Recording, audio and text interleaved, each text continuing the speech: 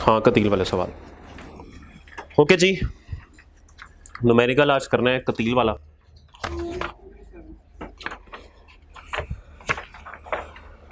Page 207 आ जाए जी। मुझे time नहीं है वाकई में इस वक्त, नहीं नीचे भी कोई नहीं है, वो जिन्होंने करना होता है वो भी नमाज नमूज के लिए निकल गया, वाकई में नहीं है। सेशन एंड पे वादा रहा आपके साथ, तब भी खा लेंगे। 75 साल से खा ही रहा है मेरा भाई। Mr. Katil, a resident individual, is engaged in the manufacturing of various consumer goods under the name and style Katil Enterprises. The following information has been extracted from the records of QE for the financial year ended 30 June 21। 30 June 21 का data दिया गया। Required hedging under the provisions of income tax ordinance and rules made thereunder compute total income, taxable income and net tax payable by or refundable to QE for year ended 30 June 2021। ये जो नीचे लिखा ना grower minimum tax और ये इसको छोड़ दें, ये भी आपने पढ़ा नहीं है। ले जी, सवाल को तो बाद में साथ साथ पढ़ते जाएंगे, लेकिन एक चीज़ आपको पता है कि वर्किंग वन में हम कैलकुलेट क्या करते हैं जी, इनकम फ्रॉम बिजनेस, और सवाल शुरू होता है अकाउंटिंग प्रॉफिट बिफोर टैक्स से, और वो है जी 2809। सवाल को मैं रुपीज इन थाउजेंड में सॉल्व कर रहा हूं भाई, पूरी अमाउंट नहीं लिख रहा, ठीक है जी। 2809 वही हमारा फॉर्मूला जी। सबसे पहले न्यूमेरिकल के चेहरे को देखेंगे और उसके बाद फिर नीचे एडजस्टमेंट्स में जाके देखेंगे क्या ऐड होना है क्या लेस होना है। 2809 के प्रॉफिट तक पहुंचे हुए 28500 की सेल ऐड हो चुकी हुई है, कुछ नहीं लिखा हुआ तो ठीक हुई है। फिर 26,155 की कॉस्ट ऑफ सेल माइनस हो चुकी है, ठीक माइनस हुई है। 45 लाख के ऑपरेटिंग एक्सपेंसेस माइनस हो चुके हैं, ठीक माइनस हुए हैं। 35,703 के finance charges on lease of machinery minus हो चुके हैं। हाँ जी, ये कुछ बात गड़बड़ नहीं लगती? ओके, तो अब क्या करना है जी, लीज पे तो बात हो गई थी कि ऐड बैक करना पड़ेगा जो भी मार्कअप है लीज मशीनरी के ऊपर।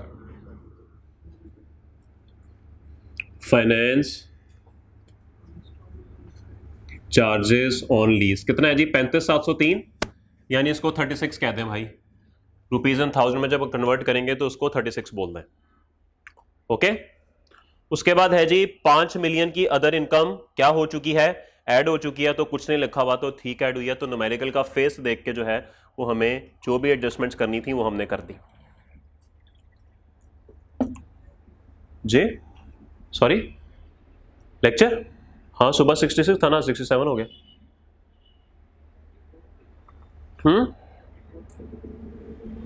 किसका? नहीं नहीं नहीं नहीं, कोई नहीं है, जाने दे जाने दे, ये कंटिन्यूएशन में ही होगा ना। इनको ये मंडे को मिलेगा ना, मतलब आज सुबह वाला मंडे को मिलेगा, ये ट्यूसडे को मिलेगा, तो कोई बात नहीं। तो सैटरडे को ये नहीं आएंगे उस वाले पे, तो वहां पे वापस आ जाएंगे, लोग बराबर हो जाएंगे। भाई पूरी वर्किंग करके आया।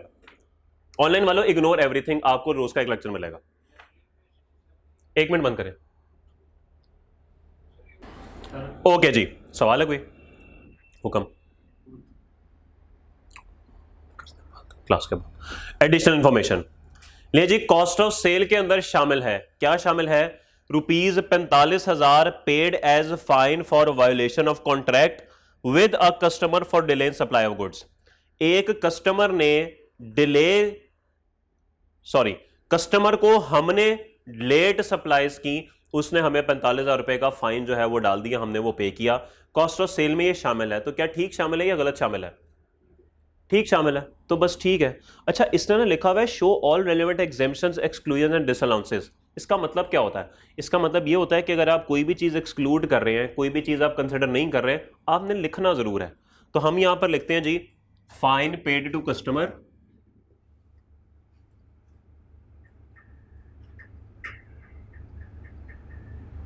लेकिन हम ऐड कुछ नहीं करेंगे क्योंकि जरूरत ही नहीं है।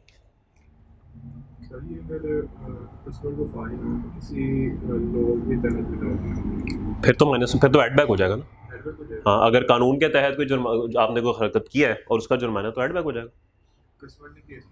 कस्टमर ने केस फाइल कर दिया, ठीक है, आपने सही प्रोडक्ट्स नहीं दी, हाँ वो तो कानून के तहत है ना, अगर कस्टमर ने कोई, अदालत ने ऑर्डर दे दिया तो वो जो जुर्माना होता है ना, वो जुर्माना जो हुकूमत को जाता है ना, वो एड बैक हो जाएगा।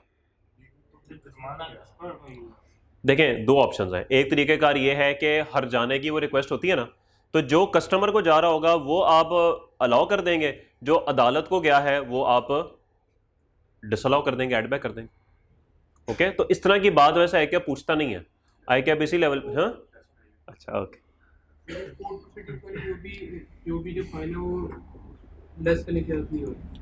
हाँ सर वो उसने फाइन दे दिया, लेकिन कोर्ट में उसने फील लाइक किया कि मैंने ये फाइन नहीं करना, फाइन लेकिन चला गया। हाँ तो फिर तो माइनस हो गया ना, कस्टमर हो गया ना, तो हो गया माइनस, वो तो बात की बात है। ओके चले जी, तो 45,000 चूंकि कस्टमर को गया तो एड बैक नहीं होगा, लेकिन उसने कहा शो ऑल रेलिवेंट एक्सक्लूजन, तो डिस्क्लोज तो करना है। फिर है जी कॉस्ट ऑफ सेल के अंदर शामिल है अकाउंटिंग डेप्रिसिएशन ऑफ 2498, और इसके अंदर डेप्रिसिएशन ऑन लीज एसेट भी शामिल है, तो जिंदगी आसान होगी भाई, दोनों चीजें एड बैक हो गई। अब सवाल में लीज रेंटल ढूंढना है हमने, तो अकाउंटिंग डेप्रिसिएशन एड बैक करेंगे हम आंखें बंद करके, क्या आंखें खोल के नहीं, आंखें खोल के भाई, पूरा पेपर आंखें खुली रखनी है। कितनी डेप्रिसिएशन है जी, 2499 कर लें, राउंड ऑफ कर लें रुपीज इन थाउजेंड में, 2499, बेचारे की इनकम डबल हो गई। आगे चलें, ऑपरेटिंग एक्सपेंसेस के अंदर शामिल है, यानी 45 लाख की बात हो रही है, rupees 4.5 lakh paid for renewal of a licence for 15 साल, एक लाइसेंस रिन्यू करवाया 15 साल के लिए, उसके लिए 4.5 लाख पे किया, ऑपरेटिंग एक्सपेंसेस में से माइनस कर दिया, क्या ठीक किया या गलत किया? अब बोले तो सही जी, ठीक किया, ठीक माइनस हुआ। सर लाइसेंस तो इंटेंजिबल एसेट नहीं होता, एक साल से ज्यादा का बेनिफिट, तो खर्चे के तौर पे क्यों माइनस कर रही है, तो कैपिटल एक्सपेंडिचर हो गया, इसकी तो एमोर्टाइजेशन माइनस होनी चाहिए थी। तो इसका मतलब है ये जो 450 है ना लाइसेंस वाला, ये कैपिटल एक्सपेंडिचर है, माइनस नहीं हो सकता, आप इसको करेंगे एड बैक, लेकिन लेस क्या करेंगे, लेस करेंगे इसकी अमोर्टाइजेशन। क्या ख्याल है? और आपको फॉर्मूला तो मेरे से बेहतर पता है, कॉस्ट ओवर यूजफुल लाइफ कितना बनेगा 30, तो 30 का एक्सपेंस माइनस हो जाएगा अमोर्टाइजेशन का। ओके क्लियर है सब? ऑपरेटिंग एक्सपेंसेस के अंदर 45 लाख की बात हो रही है, vehicle tax paid in cash cash cash cash amounting to rupees 255 for 8 office की गाड़ियां, 8 ऑफिस की गाड़ियों का 2,55,000 रुपए का टैक्स कैश में पे कर दिया। लो जी, एक तो टैक्स ऊपर से कैश। सर टैक्स तो माइनस करने की इजाजत ही नहीं है, पढ़ा हुआ है ना पॉइंट, सेक्शन 21 का पहले ही पॉइंट है, टैक्स पे किया हुआ माइनस हो नहीं सकता। एक तो टैक्स पे कर दिया, ऊपर से कैश में पे कर दिया, अब क्या करूं? बोले किस वजह से एडबैक? सर क्या ये वो टैक्स है जो कि इनकम पे कैलकुलेट होता है, या सर्टेन परसेंटेज ऑफ प्रॉफिट्स है? तो फिर क्यों कह रहे हैं आप, जो सेक्शन 21 का पहला पॉइंट है वो तो ये कहता है कि अगर आपका कोई भी टैक्स हो जो कि प्रॉफिट्स पे कैलकुलेट होता हो या बिजनेस की इनकम पे हो, आप माइनस नहीं कर सकते। ये प्रॉफिट पे तो नहीं है, तो गाड़ियों के ऊपर है, गाड़ियां होंगी तो होगा टैक्स, गाड़ियां नहीं होंगी तो नहीं होगा, तो वो तो इनकम टैक्स होता है। तो सर इनकम टैक्स माइनस नहीं हो सकता, ये तो माइनस हो सकता है। तो सेक्शन 21 के पहले पॉइंट से तो छूट मिल गई आपको, इनकम टैक्स नहीं है, फिर आप लटक गए आगे किधर, कैश वाले पॉइंट में, तो सर कैश में पे कर दिया, यहां पर डिसअलाउ हो गया जी। हाँ बिल्कुल, वो जो बी के 5 हेड्स थे ना उसमें टैक्स लिखा हुआ है कि टैक्स कैश में हो सकता है, तो मेरे ख्याल में सब बातें पूरी हो गई, कोई आप नॉन कंप्लाइंट तो नहीं कर रहे, आपने इनकम टैक्स माइनस नहीं किया, और टैक्स तो वो कहता है कि कैश में पे कर दो, तो आपने कैश में पे कर दिया, तो क्या बुराई है इसके अंदर? कोई बुराई है नहीं, कोई बुराई नहीं है, तो बस ठीक है जी। 255 जो है वो आप क्या करेंगे, क्या करेंगे, कुछ नहीं करेंगे, व्हीकल टैक्स अलाउड है मेरे भाई, अलाउड है, लेकिन डिस्क्लोज तो करना है, वो आप कर देंगे। ठीक है दोस्त, इतना आसान नहीं है मेरे भाई, आपको लगता है जिंदगी आसान है?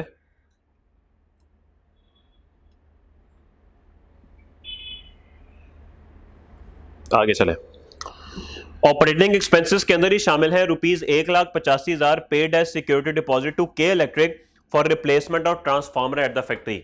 जी 1,85,000 हमने सिक्योरिटी डिपॉजिट के तौर पे किया के इलेक्ट्रिक को कि फैक्ट्री का ट्रांसफार्मर जो है वो रिप्लेस कर दें। सवाल ये है कि ये जो सिक्योरिटी डिपॉजिट है ये हमारा खर्चा है या हमारा एसेट है? आप लोगों ने हॉस्टल किराए पे लिए हुए हैं, शुरू में सिक्योरिटी डिपॉजिट दिया है, वो आपका खर्चा है या वापस मिल जाना है? वापस मिल जाना है। तो जो चीज़ वापस मिल जानी है क्या वो खर्चा होती है? सर वो तो आपका एडवांस होती है या रिसीवेबल होती है, वो एक्सपेंस तो नहीं होती। और मैंने 45 लाख में शामिल करके इसको एक्सपेंस आउट कर दिया है। सही किया है गलत किया है? गलत किया तो ठीक करने के लिए एड बैक करना पड़ेगा, तो बिल्कुल एड बैक करें।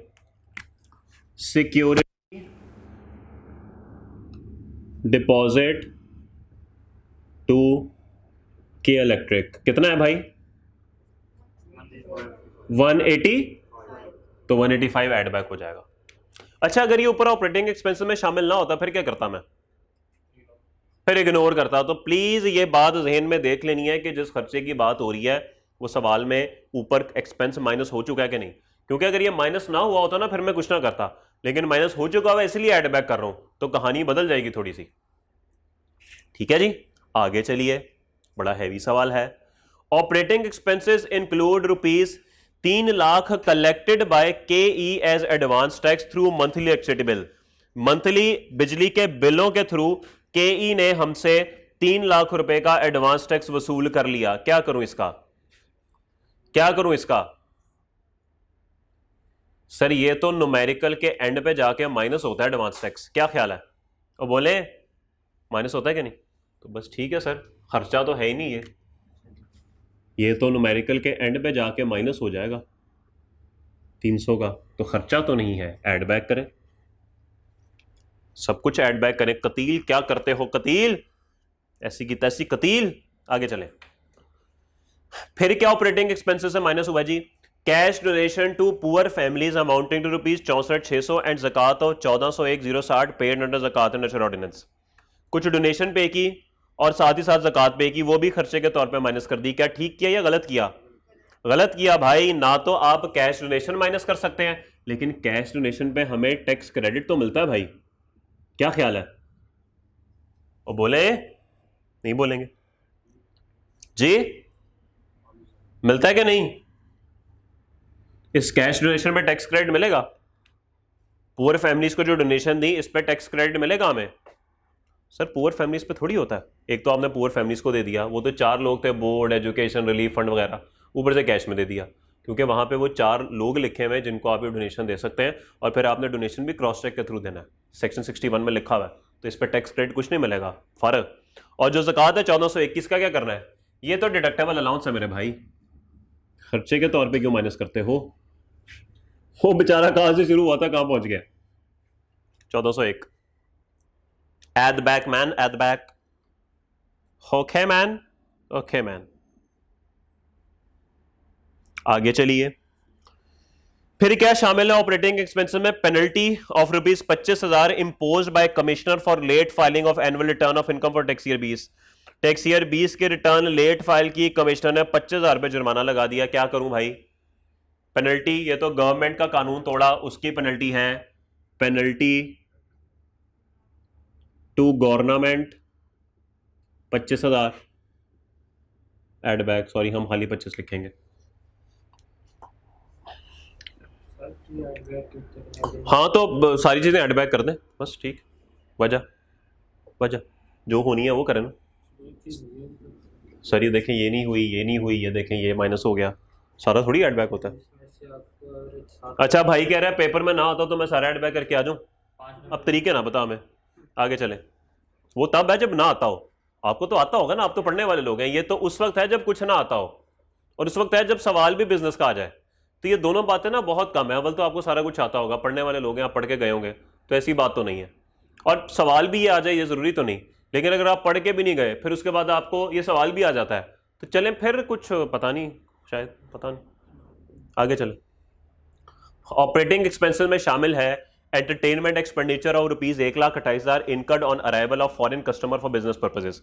कोई बाहर के मुल्क से कुछ कस्टमर्स आए, उन पे एंटरटेनमेंट पे 1,28,000 लग गए। क्या करूं? अलाउड है भाई, पढ़ लिया था हमने, कि एंटरटेनमेंट एक्सपेंडिचर अगर बाहर के कस्टमर्स पे लगेगा तो वो तो अलाउड है, तो ठीक है, अगर माइनस हो चुका है तो ठीक, माइनस हो गया है। हाँ, अगर ये माइनस ना हुआ होता तो फिर मैं माइनस कर देता, अब तो माइनस है ना तो इग्नोर कर दिया। शुक्र है ऑपरेटिंग एक्सपेंस खत्म हुए, जान ही नहीं छोड़े थे। आगे चलें। अदर इनकम में शामिल है, 5 मिलियन के अंदर शामिल है। अभी तक लीज रेंटल नहीं आया भाई, लीज एसेट के इंतजार हो रहा है उनका। अदर इनकम में शामिल है capital gain of rupees 12 lakh from sale of shares of a private limited company, shares were acquired in यकम अगस्त 2016।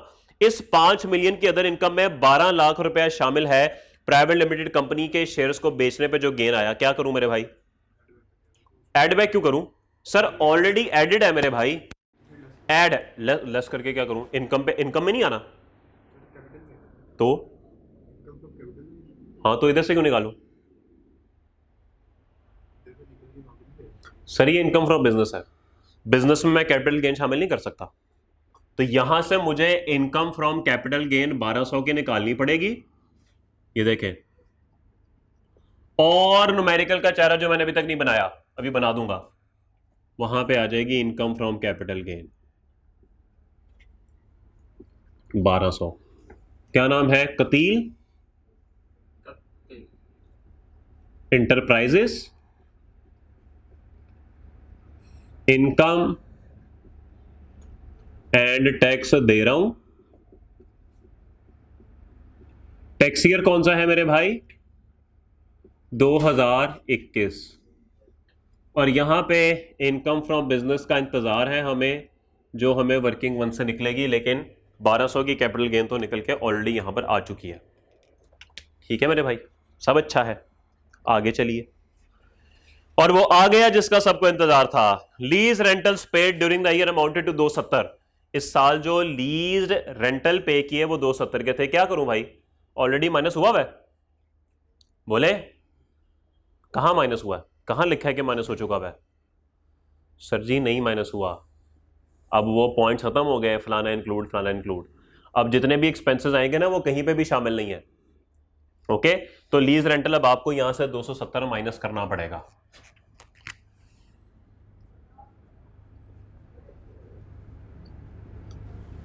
$270 करें माइनस। खुशियों के दिन आ गए, पहले दुखों के दिन चल रहे थे, अब खुशियों के दिन आ गए, तो ऐसे ही होता है, दुख आ रहे हो तो बाद में एकदम से खुशियां शुरू हो जाती हैं, तो बस ठीक है, अभी दुख है कहीं ना कहीं, खुशियां भी आई जाएंगी। आगे चले। ड्यूरिंग द ईयर, इस साल, a warehouse was constructed for storage of goods. इस साल एक वेयर हाउस बनाया गया चीजों को स्टोर करने पे। कॉस्ट क्या थी, 48,88,000। No accounting depreciation has been recorded on it. इसके ऊपर तो अकाउंटिंग वालों में डेप्रिसिएशन नहीं की हुई, तो सर पहले अकाउंटिंग डेप्रिसिएशन निकालेंगे, उसको एड बैक करेंगे, और फिर टैक्स वालों की डेप्रिसिएशन निकालेंगे। क्या हुआ, हाँ तो करनी नहीं चाहिए थी उन्हें, हाँ तो करेंगे ना उसको, क्यों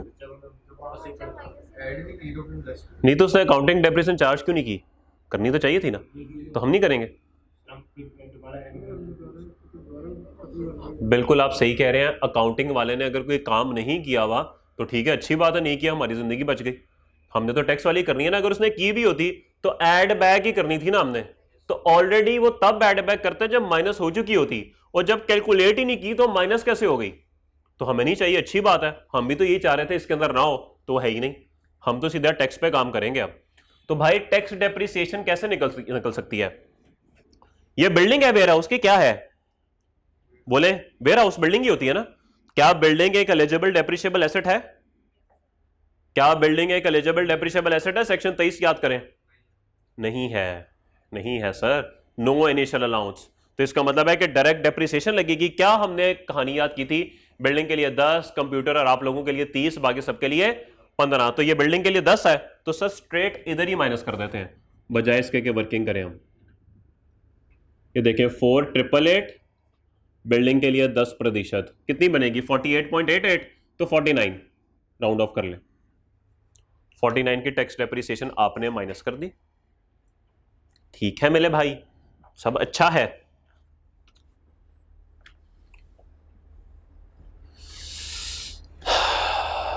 जी 489 आएगा 10%। Okay man, I take my words back. वो इतनी ज़्यादा डिप्रिसिएशन, 489 ले मेरा भाई। अब ठीक है, ठीक है, आगे चलिए।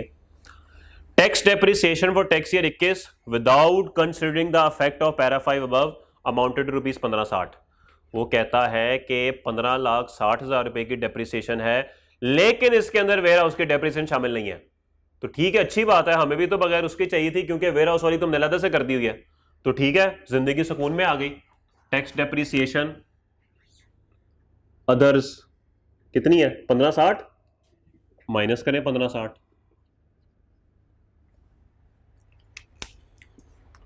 और एंड पे advance income tax paid during the year amounted to 480। क्या एड बैक करूं? एड बैक करूं? किस में से माइनस हुआ है? किस में से माइनस हुआ है? किस खर्चे में शामिल है? कॉस्ट ऑफ सेल में है कि ऑपरेटिंग एक्सपेंसेस में है? नहीं है, तो अगर नहीं है तो इग्नोर मेरे भाई। इसीलिए बोला था सवाल को ध्यान से पढ़ना है कि क्या खर्चा ऑलरेडी माइनस हो चुका है कि नहीं। अगर खर्चा ऑलरेडी माइनस हो चुका है तो फिर एड बैक करें ना। जो खर्चा ऑलरेडी माइनस नहीं हुआ उसको आपने क्या करना है?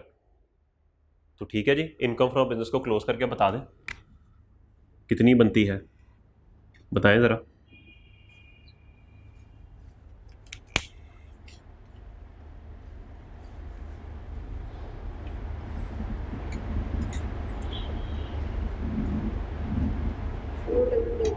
फोर 4221 4221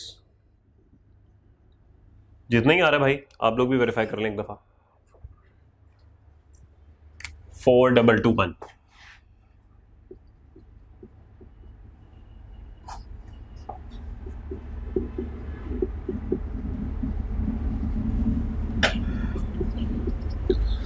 टोटल इनकम बन गई 5421। ठीक है, तो लेस कुछ ज़कात सवाल में है कि नहीं है? कोई डिडक्टेबल अलाउंस? बिल्कुल सर, आज तो है। ये देखिए, एडबैक नहीं की थी, किधर गई थी? ये इसी दिन के लिए तो एडबैक की थी कि भाई यहां पे आके माइनस करेंगे जो इसकी सही जगह है। तो बताइए टैक्सेबल कितनी हो गई? बोलें जी। 5421 माइनस 1401 4020 4020 4020 पे मुझे टैक्स बता दें कितना बनता है। जाएं टेबल 1 में जाएंगे, टेबल 2 में जाएंगे? टेबल 1 में जाएंगे और बताएं 4020 पे कितना टैक्स बनता है। ये असल में 40,20,000 है। कैलकुलेट करके बताएं सर। ये रुपीज़ एंड थाउजेंड्स है मेरे दोस्त। ये देख, ये देख, ये देख, यहाँ पे भी लिख देते हैं, यहाँ नहीं लिखा। मजाक करता है मेरे साथ।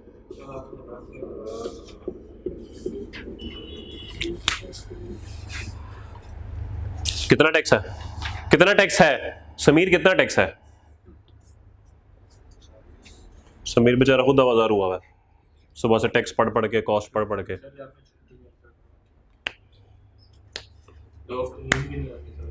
और परेशान क्यों होता है यार? खुदा पे छोड़ा है तो परेशान क्यों है? बंदे पे छोड़ा है तो हैरान क्यों है? नहीं, बंदों पे क्यों छोड़ा हुआ? अल्लाह पे छोड़े और परेशानी से बचे। और बोल मेरा भाई। 686 500 मुझे नहीं पता, लेकिन 687 में लिख रहा हूं यहां पे। आपने कहा होगा तो ठीक ही कहा होगा। 687। इसके बाद क्या होता है जी? Foreign tax credit. क्या कोई है सवाल में? बाहर के मुल्क में टैक्स पे किया? नहीं किया। सेक्शन 61 से 63 का टैक्स ओ मैन डोनेशन है, लेकिन ये वाली डोनेशन थोड़ी है। नो टैक्स क्रेडिट, तो इसका मतलब है नॉर्मल टैक्स रिजीम की टैक्स लायबिलिटी यही होगी। ओके, इसके बाद सेपरेट ब्लॉक। और बोले सेपरेट ब्लॉक है कोई सवाल में? नहीं। एफटीआर है कोई सवाल में? नहीं। तो क्या यही टोटल टैक्स लायबिलिटी बन गई? बन गई। उसके बाद टैक्स ऑलरेडी डिडक्टेड या पेड।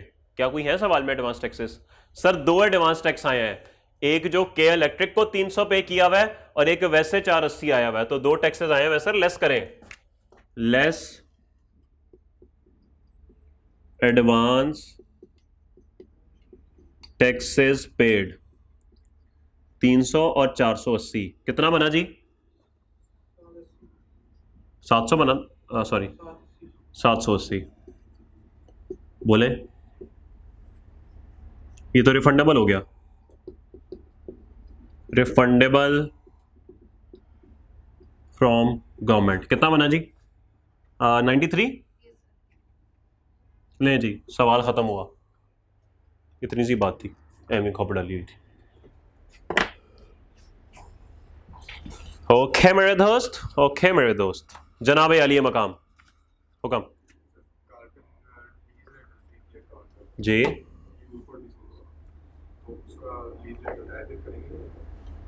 लीज रेंटल ही तो माइनस करते हैं, वही तो हम ढूंढते हैं सवाल के अंदर, उसकी अकाउंटिंग डेप्रिसिएशन और उसका मार्कअप एड बैक करते हैं, लेकिन उसका जो लीज रेंटल है वो माइनस करते हैं। ठीक है दोस्त?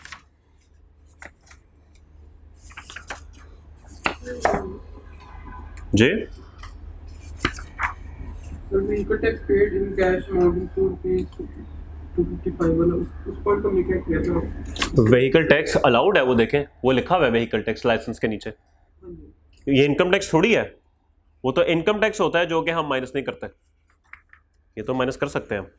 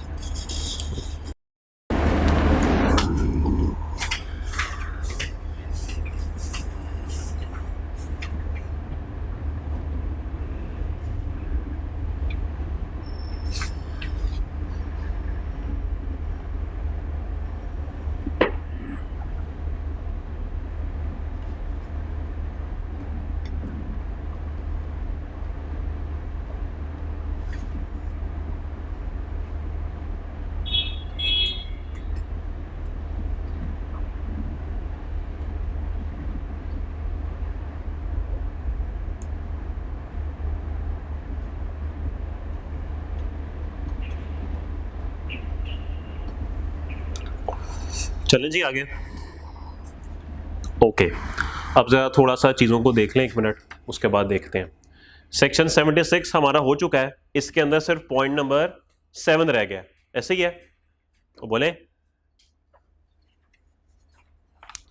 पॉइंट 7 रह गया। ओके, उसके बाद पेज 157 पे है, ये कुछ लीज वाला एक पॉइंट है, asset acquired under lease on और बिफोर मैच्योरिटी, ये रह गया।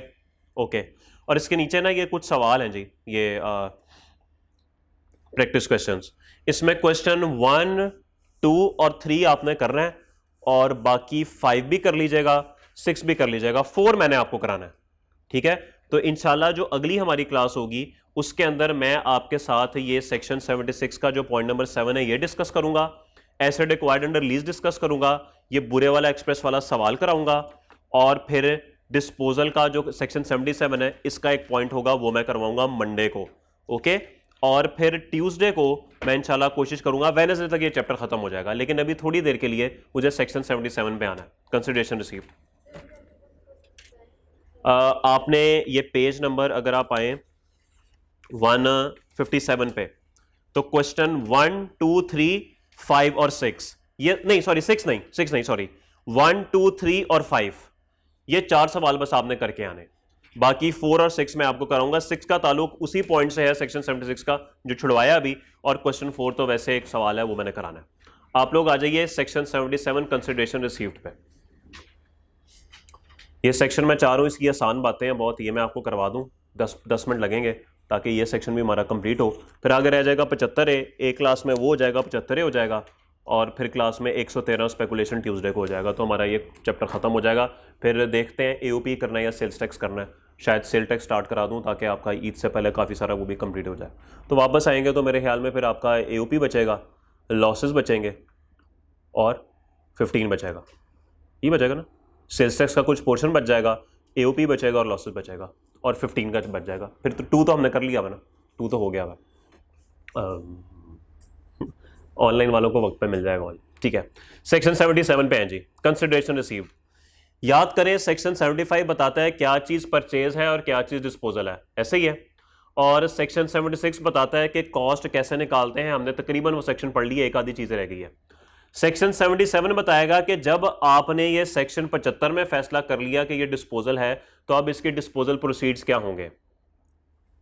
और याद रखिएगा ये सेक्शन पूरे कानून पे लगता है, सिर्फ इनकम फ्रॉम बिजनेस पे नहीं लगता। Okay, the consideration received on disposal of an asset shall be, किसी भी एसेट को बेचने पे जो पैसे मिलेंगे वो क्या होंगे, shall be the total amount received, जो पैसे कैश में आपको मिले वो, और या फिर इट्स फेयर मार्केट वैल्यू, या फिर जो एसेट आपने दिया उसकी fair market value, whichever is higher, दोनों में से जो हायर है, including the fair market value of any consideration received in kind determine at the time of disposal.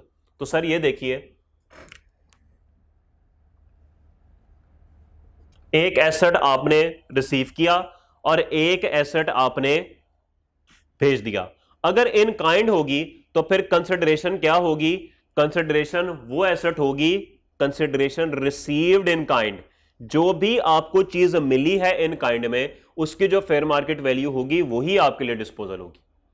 ठीक होगी बात। तो यहां पे वो कहता है कि भाई किसी भी एसेट को बेचने पे जो पैसे आपको मिलेंगे वो, या फिर उस एसेट की फेयर मार्केट वैल्यू जो हायर होगी वो कंसिडरेशन है। मिसाल के तौर पे आपने एक होंडा सिविक बेची, सिविक बेचने पे आपको पैसे मिले 100 रुपया, जबकि पता ये लगा इसकी फेयर मार्केट वैल्यू तो 50 लाख रुपए है। ये कैश रिसीव्ड है और ये फेयर मार्केट वैल्यू है। तो सेक्शन 77 कंसिडरेशन इसको मानेगा, इसको मानेगा? सर वो हायर ऑफ को मानेगा, कहेगा तुम अपनी दोस्ती यारी निभाओ, मुझे तो पूरी अमाउंट दो ना। तो फिर आप क्या करेंगे, आप फेयर मार्केट वैल्यू 50 लाख ही लेंगे, आप 100 रुपया नहीं लेंगे। ओके, फेयर मार्केट वैल्यू, तो दोनों में से जो हायर है। यहां तक बात कंप्लीट हुई। आगे जो लिखा है ना, including the fair market value of consider, ये बात है अगर पैसे आपको इन काइंड मिल रहे हो, इन काइंड मिल रहे हो, तो इन काइंड अगर मिल रहे हो तो जो चीज आपको मिल रही है उसकी जो फेयर मार्केट वैल्यू है वही आपके लिए कंसिडरेशन है। तो अगर आपको BMW के बदले मेहरान मिल गई तो फिर क्या करेंगे आप, फिर क्या करेंगे, मेहरान की फेयर मार्केट वैल्यू डिस्पोजल है ऐसी? नहीं सर, आपने BMW दी, मेहरान मिल गई, तो जो मेहरान मिली उसकी फेयर मार्केट वैल्यू वो आपके लिए डिस्पोजल है। मिसाल के तौर पे BMW गई, ये थी 1 करोड़ की, मेहरान आई 2 लाख की, तो मुझे बताइए इसकी डिस्पोजल 2 लाख होगी? यही बात समझ आ रही है? हाँ तो ठीक है ना, बिल्कुल। ये जो बात इन्होंने की है ना, देखें, कैश मिला तो कैश और फेयर मार्केट वैल्यू को कंपेयर करना है। फेयर मार्केट वैल्यू किसकी? BMW की। और अगर कैश की बजाय आपको इन काइंड कोई चीज मिल गई तो इन काइंड की फेयर मार्केट वैल्यू और आपकी गाड़ी की फेयर मार्केट वैल्यू, फिर उसको कंपेयर करना है। ओके, तो इसका मतलब ये नहीं है कि जब आप इन काइंड पे आ जाएंगे तो ये कहानी भूल जानी है, नहीं सर। कैश मिल रहा है तो कैश और BMW की फेयर मार्केट वैल्यू, और अगर इन काइंड मिल रहा है तो इन काइंड और आपकी गाड़ी की फेयर मार्केट वैल्यू कंपैरिजन होगा। जो हायर होगा वो आप इंक्लूड कर लेंगे अपनी कंसिडरेशन में। सेक्शन 22 में ही काम आएगा ना डिस्पोजल पे। ओके, कोई सवाल? पॉइंट नंबर 2, अगर कोई एसेट गुम हो जाए या तबाह हो जाए, याद है हमने पढ़ा था कि एसेट गुम हो जाए या तबाह हो जाए वो भी डिस्पोजल ही होता है। तो अगर कोई एसेट गुम जाए या तबाह हो जाए तो उस सूरत में क्या आपकी कंसिडरेशन होगी? लेट्स अज्यूम आपने एक मेहरान खरीदी, ब्रांड न्यू मेहरान, ऐसे फैक्ट्री से चमचमाती मेहरान लेके निकले आप और सीधा आपने मोटर पे चढ़ा दी, ऐसी की तैसी, आज तो मेहरान अन्नी मचा देगी, भगा दी 140 पे, 140 का मीटर होता है ना उसका, चौथा 140 पे जा रहे हैं आप, सामने 5 किलोमीटर दूर है एक लैंड क्रूजर जा रहा है, उस लैंड क्रूजर ने ना वो वहां पे ब्रेक मारी, अब आप 140 पे थे, आपने मेहरान की ब्रेक मारी और 5 किलोमीटर बाद भी वो गाड़ी ना रुकी, मेहरान थी ना रुकी, और सीधा लैंड क्रूजर के अंदर। अब लैंड क्रूजर की जो पीछे डिग्गी है, अब बंदा चला रहा है, हो वेलकम मेहरान, मेहरान यहां तक आ गई, वो अंदर तक, अब लैंड क्रूजर तबाह हो गई। अब क्या होगा उसके बाद? गाड़ी से उतरेंगे, कार वाला कैसे उतरेगा? पहले वाला उतरेगा तो लैंड क्रूजर में बैठा होगा, उतरेगा अंदर में तो घुस गया। अब दोनों गाड़ी से उतरेंगे और लैंड क्रूजर वाला कहेगा हाँ भाई ये क्या सख्ती है कोई, ये क्या किया तुमने, मेरी गाड़ी तबाह कर दी। सर वो ब्रेक नहीं लगी, तो 5 किलोमीटर से तू आ रहा है, हाँ तो नहीं लगी ना सर, 140 है, वो एक दफ़ा ब्रेक मारो तो पर किलोमीटर 20 किलोमीटर कम होती है वो, तो वो 20 करके 100 कम हो गई, जो 40 रहेगी नहीं कम हुई, हर किलोमीटर 20 किलोमीटर कम होती थी मेरी गाड़ी, तो पहले किलोमीटर में 20 कम हुई, ब्रेक लगाई हुई थी, फिर 20 हुई, तो 100 कम होगी, आखिरी 40 कम नहीं हो सकी, तो वो गाड़ी लग गई। अच्छा चलो कोई बात नहीं मेहरान वाले, मेरी तो लैंड क्रूजर की इंश्योरेंस है, मुझे तो वहां से 1 करोड़ रुपया मिल जाएगा। तो सर मेरी जान बख्शी हो गई, वजह मेरी लैंड क्रूजर तो वैसे भी महंगी है, तुझे तो मैं सेटलमेंट कर पैसे दे मुझे। सर ना करे, मैं गरीब आदमी हूँ, जितने की आपकी लैंड क्रूजर है इसके टायर के बराबर तो मेरी मेहरान है, ऐसे ना करे, पैसे तो तू देगा। अच्छा चले सर 50 लाख मैं आपको दे सकता हूं। तो सर इंश्योरेंस से कुछ पैसे आए, कुछ पैसे आ गए सेटलमेंट से। सर अब तो मुझे जाने दें, आपको तो 1.5 करोड़ मिल गया ऐसी की तैसी, तुझे तो मैं अभी अदालतों में घसीटूंगा, तू देख तो सही तेरे साथ होती क्या है। चला अदालत में जज साहब के सामने, जज साहब के सामने गए, जज साहब ने कहा मेहरान वाला मजीद 20 लाख देगा। कोर्ट डिसीजन या जुडिशियल डिसीजन। तो सर यही बात यहां पे लिखी है कि अगर तो एसेट तबाह हो जाए या गुम हो जाए तो उसके बदले में ये 3 तरह की कंपेंसेशन हैं जो कि आपको मिल सकती हैं, या इंश्योरेंस वालों से पैसे मिल जाएंगे, या आपस में कोई जिसने तबाह किया है, जिसने गुमाया, उसके साथ सेटलमेंट हो जाएगी, या अदालत कोई फैसला कर देगी। तो कंसिडरेशन क्या होगी, क्या तीनों में से हायर होगा या तीनों का टोटल होगा? लॉ मेकर कहता है तीनों का टोटल होगा। तो लैंड क्रूजर वाले के लिए 17 million is the consideration. Okay, marker तबाह हो गया। तो आप क्या करेंगे अब? Where an asset is lost और destroyed the consideration received shall include any compensation. तो कंसिडरेशन के अंदर जो शामिल होगी वो क्या शामिल होगी? कोई भी कंपेंसेशन, इंडेमनिटी या डैमेजेस। ये सारी बात एक ही होती है, आपको ना वो मुआवजा दिया जाता है, कंपेंसेट किया जाता है, तीनों बातों का मतलब एक ही है। रिसीव्ड बाय लैंड क्रूजर वाला भाई अंडर इंश्योरेंस पॉलिसी, इंडेमनिटी और अदर एग्रीमेंट। कोई भी इंश्योरेंस पॉलिसी थी आपकी, या कोई भी आपने, इंडेमनिटी होता है नुकसान की सूरत में दूसरे का नुकसान पूरा करना, इंडेमनिटी इसको बोलते हैं, किसी दूसरे शख्स का नुकसान पूरा करना। और अदर एग्रीमेंट, तो भाई इंश्योरेंस, इंडेमनिटी या अदर एग्रीमेंट के तहत कोई भी आपको मुआवजा मिल गया तो वो जो इंश्योरेंस कंपनी से 1 करोड़ मिला। सेटलमेंट, आपस में कोई बातचीत करके बात तय कर ली, 50 लाख वो मिल गया। और जुडिशियल डिसीजन, अदालती फैसला। तो इन तीनों में जो भी पैसे आपको मिलेंगे, और अगर तीनों मिल गए तो तीनों ऐड हो जाएंगे। तो ये आपके लिए क्या है? कंसिडरेशन है। बात समझ आई? आगे चलते हैं जी, point number 3। If a business asset is put to personal use, अगर दफ्तर से एसेट उठा के घर ले आए और एसेट इज डिस्कार्डेड, याद है सारी बातें पड़ी थी, दफ्तर से उठा के घर ले आएंगे तो भी डिस्पोजल है, एसेट को उठा के छत पे फेंक देंगे तो भी डिस्पोजल है, एसेट को इस्तेमाल करना छोड़ देंगे तो भी डिस्पोजल है। तो सर अगर डिस्पोजल है तो फिर कंसिडरेशन भी तो है, वो कैसे पता लगेगी? वो कहता है कि अगर एसेट घर ऑफिस से उठा के घर ले आए, या एसेट छत पे फेंक दिया, या 25 साल हो गए कंप्यूटर आपने इस्तेमाल ही नहीं किया, its consideration shall be fair market value on the date the event took place. जिस दिन वो वाकया हुआ उस दिन की जो फेयर मार्केट वैल्यू होगी वही कंसिडरेशन होगी। तो याद है अम्मी की कुर्सियां सुबह लेकर गए थे दफ्तर, अब वो दफ्तर से वापस घर लेकर आ रहे हैं, तो जिस दिन घर लेकर आए उस दिन की जो फेयर मार्केट वैल्यू होगी वही आपके लिए डिस्पोजल कंसिडरेशन होगी। या फिर आपने अम्मी की कुर्सियां घर ना लेकर आए, वहीं से छत पे फेंक दी, और शौकत फेंक दे छत पे इनको, ऐसी की तैसी 50 साल से घर में देख देख के तंग आ गए। बीवी को नहीं, कुर्सियों की बात करो, 50 साल से कुर्सियां घर हैं, तंग आ गए, मतलब फेंको छत पे इनको, डिस्कार्डेड। उस दिन जो कुर्सियों की फेयर मार्केट वैल्यू होगी वही आपके लिए डिस्पोजल होगी। Ceases to be used in business, ओ छत पे ना फेंकी, कभी कभी आ जाती है दफ्तर, पड़ी रहे तो इधर ही, बस बैठे कोई ना इस पे, कोई ना बैठे, पड़ी रहे इधर ही, discarded. Ceases to be used. तो जिस दिन यह फैसला हो गया कि ये सीज टू बी यूज्ड है, उस दिन जो फेयर मार्केट वैल्यू होगी वही आपके लिए कंसिडरेशन होगी। क्या आपको बात समझ आ गई? और बोलिए तो सही। नीचे एक एग्जांपल है मिस्टर अली वाली, जरा पढ़ लें।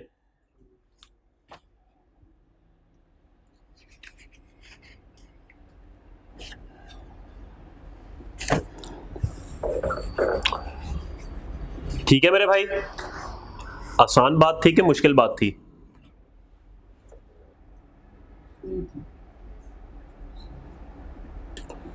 ओके चले जी, अब सेक्शन 76 में जो 2-4 बातें रह गई हैं, वो बुरे वाला सवाल, सेक्शन 77 के ये 2 पॉइंट्स, और स्पेकुलेशन। ये 10-10, 15-15 मिनट की चीज़ें हैं, और इंशाल्लाह ये उम्मीद है कि अगली क्लास में सारी कवर हो जाएंगी। और ट्यूसडे वाली क्लास में मैं इंशाल्लाह आपके साथ ये 75A और सेक्शन 113 डिस्कस कर लूँगा, और ये चैप्टर इंशाल्लाह हमारा ट्यूसडे को ख़त्म हो जाएगा। फिर वेडनेसडे को देखते हैं, शायद हम सेल्स टैक्स शुरू कर दें। ठीक है, देखते हैं अभी, शायद AOP कर दें, शायद सेल्स टैक्स कर दें, विल सी। तो ठीक है जी, आज की एक्स्ट्रा क्लास थी ऑनलाइन वालों, तो ये भी बेचारे ज़रा थोड़े से हैं, तो मैं इसकी क्लास थोड़ी छोटी रख रहा हूँ, कोई 40-45 मिनट की गालिबन हुई है ये, तो कोई बात नहीं, ठीक है। मैंने कतील वाला सवाल करा दिया, सेक्शन 77 करा दिया, अच्छा काम कर लिया हमने आज, तो ठीक है। इंशाल्लाह फिर आपसे पीर को मुलाकात होती है। अल्लाह हाफ़िज़।